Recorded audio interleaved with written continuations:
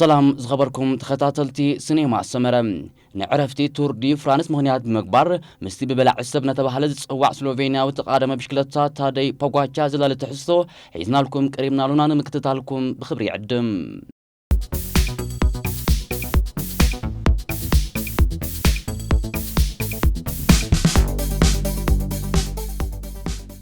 اب نؤس عدميو تخافالي عبيت عوتات كخون زبقعه تقادمايو افال ما يتساتفوا اب تور دي فرانس قبل الابرسي مخانو اب زغصله عمتون كبر عقب زخاله علمنا كاب زراياتهم تقارمت بشكلتام اب حصير غزي مستوم سوميات كسرع بقيعو زركب تقادمايو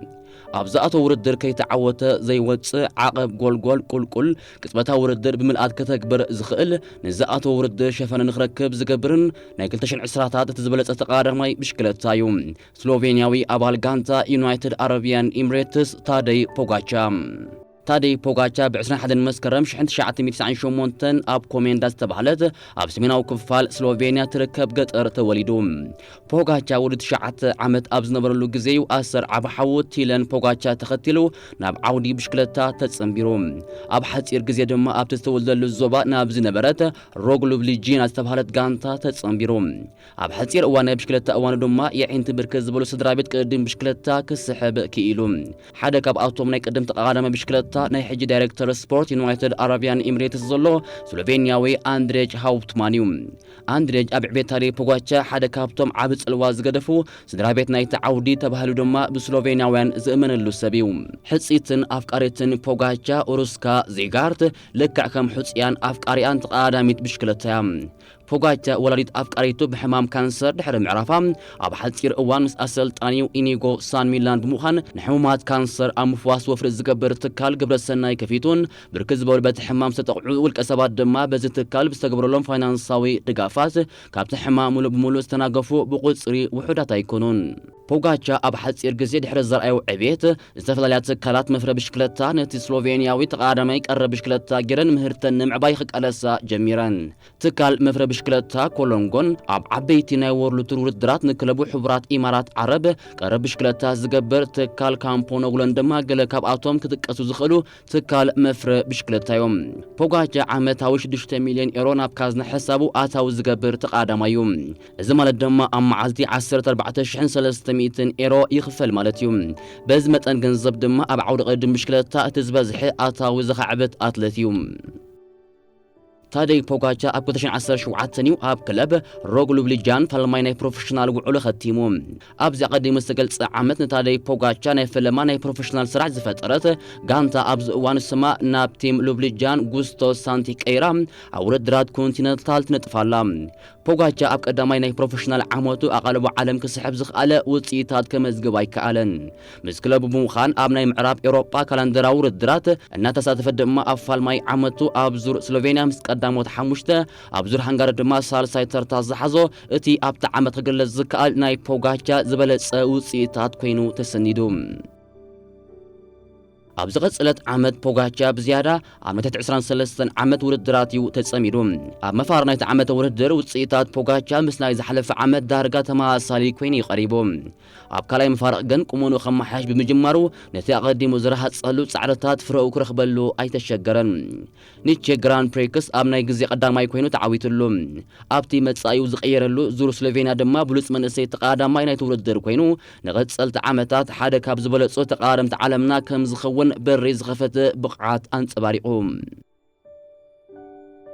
بوغاتشا اب كوتشن 10 شمونتن 23 عمت توردي فرانس بزبل قصل سم صوا عمتاوي افرنسا زكايا توردي لافنير تساتيفون تعواتي نتوردرن كون بغيعوم بوغاتشا ولا كوا ابزنا شمونتن مدرخات وردر ناي مدرع عوت كمزغب انت زي كالم بغصالي اب غبوتات اب زغبروز نمر وردرات كمورادرتو بزقلطفه غزي ايزازم بمبارو دمايو عوت نايتي قصلتي غوبال زخونلو توردي لافنير تعويتلوم تيمن ارنسمانن جينو مادرن دما غل كابتون بوغاتشا ኣብ ትውርድር ስዩም ዘበሎም ተቃረምት ነይሮም ፖጋቻ ሶም ድሕሪ ዓወት ትወርዲ ለአቨኒር ኒጂሮ ዴላ ሬጂዮን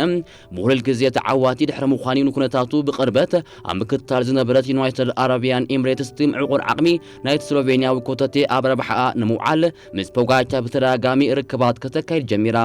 ኣይፅንሕትን ድማ ኣብ 2019 ዓመተ ውድድር ማልያ ለቢሱ ኣብ ዓበይቲ ናይ ወርልድ ቱር ውድድራት ክውክላ ቢሮን ወረቐትን ኣራኺባ ኣባላ ገበረቶም ዕብየት ፖጋቻ ኣብ መላእ ዓለም ኣብ ዝተጋወሓሉ እዋን ኣብ 2019 ንፈለማ ግዜ ኣብ ናይ ወርልድ ቱር ውድድራት ክነጥፍ ጀሚሩ ናይ ፈለማ ውድድሩ ድማ ኣብቲ ዓመታዊ ኣብ ኣውስትራልያ ዝካየድ ሳንቶስ ቱር ዳውን ኣንደር ኣካይዱ ኣብ ወርሒ መጋቢት ኣብ ፖርቱጋል ንዝካየድ ቮልታ ኣልጋርቬ ብግዜ ምስ ናይ መድረኽ ኣሰኒዩ ተዓዊቱ ቀፂሉ ኣብ እስጳኛ ዝተኻየደ እዚ ዙልያ ባስኪ ካንትሪ ሻድሻይ ተርታሒዙ ኣብ ወርሒ ግንቦት ናይቲ ዓመት ፖጋቻ ወዲ 10 ዓመት ኣብ ዝነበረሉ ግዜ ናይ ፈለማ ናይ ወርልድ ቱር ዓወቱ ኣብ ዙር ካሊፎርኒያ ኣመዝጊቡ ዓቐብ ናይ ምሕኳር ክእለቱን ዕልመዛኑ ጸብለልታ ዘለዎ ታደይ ፖጋቻ ኣብቲ ብተረርቲ ዓቐበታት ዝፍለጥ ቮልታ እስጳኛ ዓቕሙ ንምርኣይ ብክለቡ ቀጠልያ መብራህቲ ተወላዓሉ ኣብ 2019 ስሎቬንያ ድሕሪ ነዊሕ ዓመታት ብመንገዲ ኣባል ያምቦ ቪዝማ ዝነበረ ፕሪሞዝ ሮግሊች ንቮልታ እስጳኛ ተዓዊታትሉ ኣብቲ ውድድር ቀንዲ መዋድርቲ ሮግሊች ኮይኑ ዝቐረበ ታደይ ፖጋቻ ንንግስቲ መድረኽ ሓዊስካ ኣብ በረኽቲ ጎቦታት ንዝዛዝማ ዝነበራ 3 መድረኻት ቮልታ እስጳኛ ተዓዊትለን ፍሉይ ናይ ምዝዋር ብቕዓት ዘናጉ ፖጋቻ ድማ ብማዕከናት ዜና ዓለም ክዝመረለን ጀመረ ዓመት 2020 ታደይ ፖጋቻ ልክዕ ከም ኣብ ኩዕሶ እግሪ ሊዮኔል ሜሲ ንሱ እውን ኣብ ቀደም ብሽክለታ ካብ ካልእ ፕላኔት ከም ዝመጽእ ንዓለም ዝነገረላ ዓመት እዩ ኣሕሊፉ ኣብ ቀዳሞት ውድድራት 2022 መድረኻት ዝርከብዎ ጎብለል ቮልታ ላ ኮሚኒታ ቫለንሺያ ክኸውን በቂዑ ኣብ ናይ ክለቡ ዓዲ ዙር ሕቡራት ኢማራት ዓረብ ድማ ብውህሉል ግዜ ካልኣይ ኮይኑ ክዕወት እንከሎ ኣብ ክልተ መድረኻት ድማ ቀዳማይ ኮይኑ ተዓዊቱ ውድድራት ብሽክለታ ብሰንኪ ለብዒ ኮቪድ-19 ድሕሪ ምቁራፁ ኣፋል ማይ ሙሉሰቱ ታደይ ፖጋቻ ነቲ ኣብቲ ግዜ ኣብ ስሎቬንያ ድሙቕ ስምን ክብርን ዝነበሮ ፕሪሞዝ ሮግሊች ሲዒሩ ዝቐልጠፈ ተቐዳማይ ስሎቬንያ 2020 ብምዃን ወርቂ መዳልያን ዓመት ሙሉእ ኣብ ዘካይዶም ናይ ግዜ ውድድራት ዝለብሳ ብባንዴራ ሃገሩ ዝወቀበት ማልያ ክለቡ ክለብስ እዞም ክልተ ተቐዳደምቲ ከም ክልተ ቀንዲ መዋድርቲ ኮይኖም እዮም ናብ ቱር ዲ ፍራንስ 2020 ኣቕኒዖም ክኢላ ናይ ክሮኖሜተር ፕሪሞዝ ሮግሊች ብሱምያ ተቐዳደምቲ ያምቦ ቪዝማ እናተመርሐ ኣብ ታሽዓይ መድረኽ ነታ ኩላ ተቐዳማይ ዝብህጋ ብጫ ማልያ ለቢሱ ክሳብ ቅድሚ ናይ ከተማ ፓሪስ ነበረት መድረኽ ድማ ሮግሊች ንፖጋቻ ናይ 57 ካልእታት ጋጋ ንፂፉ ዕወት ናይቲ ውድድር ዝኾነ መሰለ እቲ ንዓለም ድንቂ ብቕዓቱ ኣብ ምንጽብራቕ ዝነበረ ፖጋቻ ኣብ መበል 20 መድረኽ ኣብ ዝነበረት ናይ ውልቂ ናይ ግዜ ውድድር ብሮግሊች ተነፂፉሉ ዝነበረ ናይ 57 ካልእታት ናይ ግዜ ጋግ ኣሕዩ ኣብ 21 ዓመቱ ተዓዋቲ ቱር ዲ ፍራንስ ክኸውን ኣብ ርእሲ መብቅዑ ንዓለም ድማ ሓድሽ ናይ ፖጋቻ ሰውራ ከም ዝተጀመረ ብወግዒ ኣወጀላ ፖጋቻ ነቲ ናይ ውድድር ዓመት ኣብ ሌጀ ባስቶኒ ሌጀ ሳልሳይ ተርታ ብመሓዝዩ ናብ ዕረፍቲ ኣምሪሑ ኣብ ዝቕፅል ዓመት 2021 ኣብ ዙር ሕቡራት ኢማራት ዓረብን ተሪኖ ኣድሪያቲኮን ናይ መድረኽ ዓወታት ዝርከቦም ጎብሎ ናይቶም ውድድራት ክኸውን ክኢሉ ኣብ ኢትዙልያ ባስኪ ካንትሪ ድማ ሳልሳይ ተርታ ሒዙ ኣብ ናይቲ ዓመት ሌጀ ባስቶኒ ሌጀ ብምዕዋድ ድማ ፋልማይ ናይ ሞኒመንት ዓወቱ ጸንቢሉ ፖጋቻ ናብ ቱር ዲ ፍራንስ ክብሩ ንምዕቃብ ኣብ ምድላዋት ኣብ ዝነበረሉ ግዜ ናይ ሃገር ውድድር ዙር ስሎቬንያ ተዓዊቱ ዘውዲ ዙር ፈረንሳ ንኽዕቅብ ናብቲ ውድድር ተላኢኹ ፖጋቻ ናይ 2021 ቱር ዲ ፍራንስ ተዓዊትሉ ጥራይ ኣይኮነን ዓብላልነትን ርእሰ ተኣማንነትን ኣሰኒዩ ካልኣይ ተኸታታሊ ናይ ቱር ዲ ፍራንስ ዓወቱ ኣመዝጊቡ ኣብ ቀዳማይ ሰሙን ናይቲ ውድድር ኣብ ብሉፅ ቁመና ከም ዘሎ ኣብ ርእሲ ምርኣዩ ኣብ ሓምሻይ መድረኽ ንዝነበረት ናይ ውልቂ ናይ ግዜ ውድድር ድማ ተዓዊቱላ ኣብ ሰዓቡ መድረኻት ድማ ኣፍካ ማይ ዘምዑግ ብቕዓት ኣብ ርእሲ ምንፅብራቑ ክልተ ኣብ ጫፍ ዓቐብ ዝዛዘመ መድረኻት ሓዊሱ ድማ 3 መድረኻት ተዓዊቱ ንኻልኣይ ተኸታታሊ ዓመቱ ድማ ዓወት ቱር ዲ ፍራንስ ክኸውን ዝገትኦ ተቐዳማይ ኣይረኽበን ፖጋቻ ድሕሪ ዓወት ቱር ዲ ፍራንስ ብቐጥታ ናብ ውድድራት ኦሎምፒክ ቶኪዮ ኣቕኒዑ ኣብቲ ብኢኳዶራዊ ሪቻርድ ካራፓስ ዝተዛዘመ ናይ ጽርግያ ውድድር ድማ ፖጋቻ ሳልሳይ ተርታ ሒዙ ነሓስ መዳልያ ኣብ ክሳዱ ኣንጠልጢሉ ፖጋቻ ድሕሪ ኦሎምፒክ ቶኪዮ ናብ ናይ መወዳእታ ናይ ሞኒመንት ውድድራት ናይቲ ዓመት ኤል ሎምባርዲኒ ኣቕኒዑ ካልኣይ ናይ ሞኒመንት ዓወት ድማ ጸንቢሉ ዓመት 2022 እውን ታደይ ፖጋቻ ብዓወትያ ተቐቢላቶ ደጊሙ ንዙር ሕቡራት ኢማራት ዓረብን ተሪኖ ኣድሪያቲኮን ተዓዊትሉ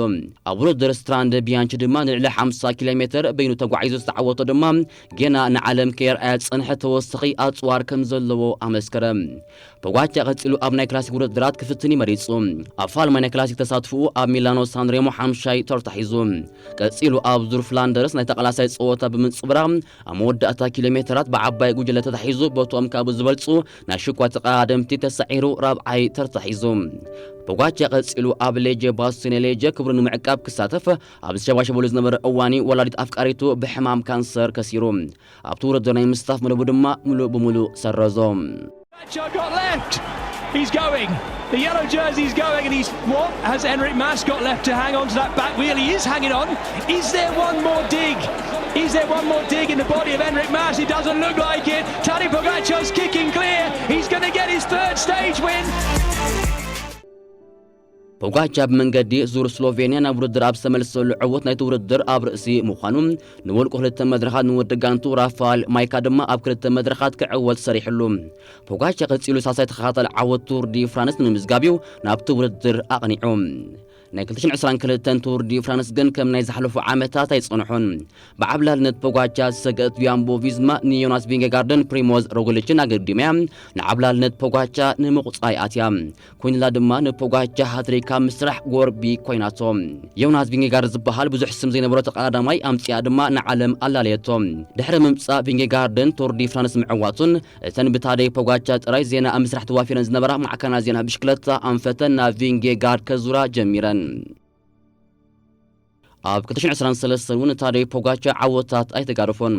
ክልተ ናይ ሞኒመንት መልክዕ ዘለዎም 6 መዓልቲ ውድድራት ንፓሪስ ኒስን ቮልታ ኣንዳሉሲያን ብሁሉል ግዜ ቀዳማይ 8 ናይ መድረኽ ዓወታት ሓንቲ ድማ ናይ ውልቅ ናይ ግዜ ውድድር ተዓዊትለን ዝሓለፈ ዓመት መበል 110 ግዜኡ ኣብ ዝተኻየደ ቱር ዲ ፍራንስ ቅድሚኡ ኣብ ዝነበረ ተመሳሳሊ ውድድር ብቪንጌጋርድ ተለቲዑ ዝነበረ ፖጋቻ ክብሩ ንምምላስ እኳ እንተተቃለሰ በይኑ አንጻር ኣባላት ያምቦ ቪዝማ ኣብ ዘካየደው ቅልስ ግን ክሰምረሉ ይከኣለን ንኻልኣይ ተኸታታሊ ዓመታት ንብጫ ማልያ ንቪንጌጋርድ ኣረኪቦም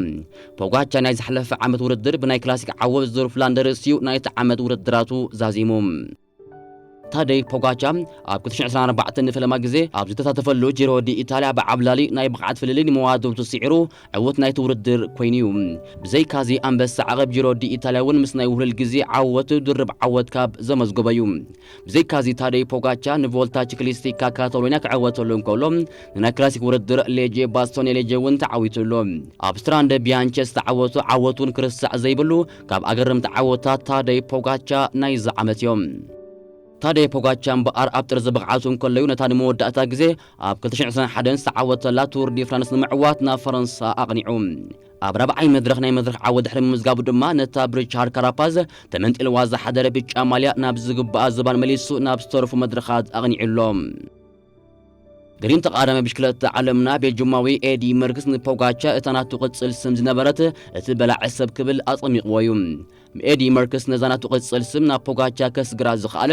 ምስ ስሎቬንያዊ ኣብ ብዙሕ መዳያ ዝመሳሰል ታሪኽን ብቕዓትን ስለ ዝነበሮም እዩ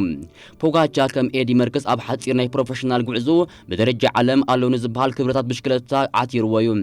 ኤዲ መርክስን ታደይ ፖጋቻን ኣብ ንኡስ ዕድሚኦም ንማልያታት ጻዕዳ ቀያሕን ብጫን ክለብስዎን ዝበቕዑ ኮይኖም ኣንጻር ዓበይቲ ተቐዳደምቲ ክረጋረጉ ዘይፈርሑን ተቐዳደምቲ ምዃኖም ድማ ይነገረሎም ታደይ ፖጋቻ ናይ ካልኣይ ደረጃ ትምህርቱ ኣብ ርእሰ ከተማ ስሎቬንያ ኣብ እትርከብ ቤት ትምህርቲ መካኒካዊ ምህንድስናዊ ምስ ቅድም ብሽክለታ ኣጣሚሩ ተኸታቲሉ ናይ ካልኣይ ደረጃ ትምህርቱ ዛዚሙ ድማ ናብ ኮሌጅ ካራጅ ተጸምቢሩ ምሕደራ ስፖርት ኣጽኒዑ ፖጋቻ ዋላ እኳ ብጽልዋ ዓወሓዉ ናብ ዓውደ ብሽክለታ እንተዛዝየ ተምሃራይ መባእታ ኣብ ዝነበረሉ ግዜ ግን ተጻዋታይ ኩዕሶ እግሪ ከም ዝነበረዩ ዝንገረሉ ኣብ በቆል ዓዱን ዝነበረት ክለብ ኩዕሶ እግሪ ኮሜንዳ ወኪሉ ድማ ኣብ ዝተፈላለዩ ናይ ኣብያተ ቤት ትምህርቲ ውድድራት ተጻዊቱ ፖጋቻ ምስ ህልውቲ ክለቡ ዩናይትድ አረቢያን ኤምሬትስ ዘጽንሖ ናይ 3 ዓመታት ኮንትራት ተርፎ ተቀዳዳማዩ ኣብ ግዜ ንእስነቱ ታደይ ፖጋቻ ንስጳኛዊ አልቤርቶ ኮንታዶር እናነቀዩ ዓብዩ ኣብ ገለ አጋጣሚታቱን ኣብ ገለ ውድድራት ንስጳኛዊ ክመስል ተራእዩ አልቤርቶ ኮንታዶር ሓደ እዋን ኣብዚ ግዜ እዚ ኣብ ግዜ ቁልዕነቱ እንተዝነበር ነይሩ ለመን ተቀዳዳማይ ከም ሞዴል ምርኣዩ ነይሩ ተባሂሉ ኣብ ዝተሓተሉ አጋጣሚ ተሰዩ ዝኾነ ወለውል ንፖጋቻ ከም ናቱ ኣርኣያ ገይርዎ ከዓቢ ከም ዝደልዩ ገሊጹ ኮንታዶር ኣብ መግለጺኡ ናተይ ኣርኣያ ታደይ ፖጋቻ ምኾነ ነይሩ ኣዝዩ ዘገርም ተቃዳማዩ ኣዝዩ ፍልዩ ኣብ ዝኾነ ዝኣተው ውድድር ክዕወዝ ዝኽእል ተቃዳማዩ ኣብ ክላሲክ ኣብ ግራንድ ቱር በቃ ኾታስ ኣብ ዝኾነ ውድድር ክዕወዝ ዘይጽጉሞ ተቃዳማዩ ብደረጃ ዓለም ንዝኽገብር ዝኽእል እንኮ ተቃዳማይ ታደይ ፖጋቻ ጥራዩ ክብል ኣብ ልዕሊ ስሎቬንያዊ ዘለዎ ኣድናቆት ገሊጹ ነይሩ ታደይ ፖጋቻ እቲ እንኮን 6000 ነጥቢ ናይ UCI ክእክብ ዝኽኣለ ተቃዳማይ ኣብ ታሪኽ ብሽክለታ ዓለም እዩ ፖጋቻ ዓመታዊ ኣስታት 9000 ኪሎ ሜትር ይጓዓዝ ፖጋቻ ብማእከላይ ገምጋም ዘመንጭዎ ጸዓት 1253 ዋት እዩ ነዚ ዝተገልጸ ጸዓት ኣብ ኦሎምፒክ ቶኪዮ ኣምንጭዎ እቲ ዝቐልጠፈ ታደይ ፖጋቻ ዘውረ ፍጥነት ኣብ ሰዓት ዝተጓዓዞ 106 ኪሎ ሜትር እዩ ኣብ 2020 ቱር ዲ ፍራንስ ተዓወተሉ ታደይ ፖጋቻ ኣብ ታሪኽ ቱር ዲ ፍራንስ ካልኣይ ብዕድመ ዝነኣሰ ተዓዋቲ ናይቲ ውድድር እዩ ፖጋቻ ኣብ ከተማ ፓሪስ ዓወቱ ክጽንብል እንከሎ ወዲ 21 ዓመትን 365 መዓልታትን ነይሩ ፖጋቻ ኣብ እዋኑ ናይ ፈለማ ስሎቬንያዊ ዓወት ቱር ዲ ፍራንስ ክኸውን እንከሎ ፕሪሞዝ ሮግሊች ድማ ናይ ፈለማ ስሎቬንያዊ ኣብ ቱር ዲ ፍራንስ ካልኣይ ተርታ ዝሓዘ ተቃዳማዩ ታደይ ፖጋቻ ካብ 2021 ክሳብ 2023 ኣከታቲሉ ንሰለስተ ዓመታት ንናይ UCI ደረጃታት ቀዳማይ ኮይኑ ተዓዊተሉ እቲ ዝነውሐ ኪሎ ሜትር ታደይ ፖጋቻ ዝተወዳደረሉ ኣብ 2020 ዝተኻየደ ናይ ክላሲክ ውድድር ሚላን ሳን ሬሞ እዩ ኣብዚ ውድድር ተቀዳደምቲ 305 ኪሎ ሜትር ሸፊኖም እታ ዝሓፀረት መድረኽ ታደይ ፖጋቻ ዘወራ ድማ ታሽዓይቲ መድረኽ ቮልታ እስጳኛ ናይ 2019 ዝተሰርዐት 94.4 ኪሎ ሜትር ዝርሕቐታ ውድድር እያ ታደይ ፖጋቻ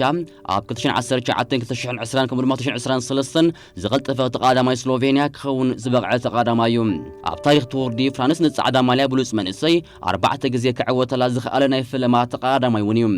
ብዘይካዚ ኣብ ዝጉዕዞ ነዛ ማልያ 75 መዓልታት ካብ ዝባኑ ሙራድ ዝኣበየ ተቃዳማዩ ታደይ ፖጋቻ ኣብ 2019 ንዙር ካሊፎርኒያ ኣብ 20 ዓመቱ ድሕሪ ምዕዋቱ እቲ ብዕድመ ዝነኣሰ ኣብ ውድድራት ወርልድ ቱር ዝተዓወተ ተቃዳማይ ብምዃን ክብረ ወሰን ጨቢጡ ዝርከብ ተቃዳማይ እዩ ማርከዝ ዝኽበርኩም ተኸታተልቲ ሲኒማ ሰመረ ናይ ሎም ትሕዝቶና ኣብዚ ነዛዝም ኣብ ዝቕጽል ብኻልእ ትሕዝቶ ክሳብ ንራኸብ ሰላም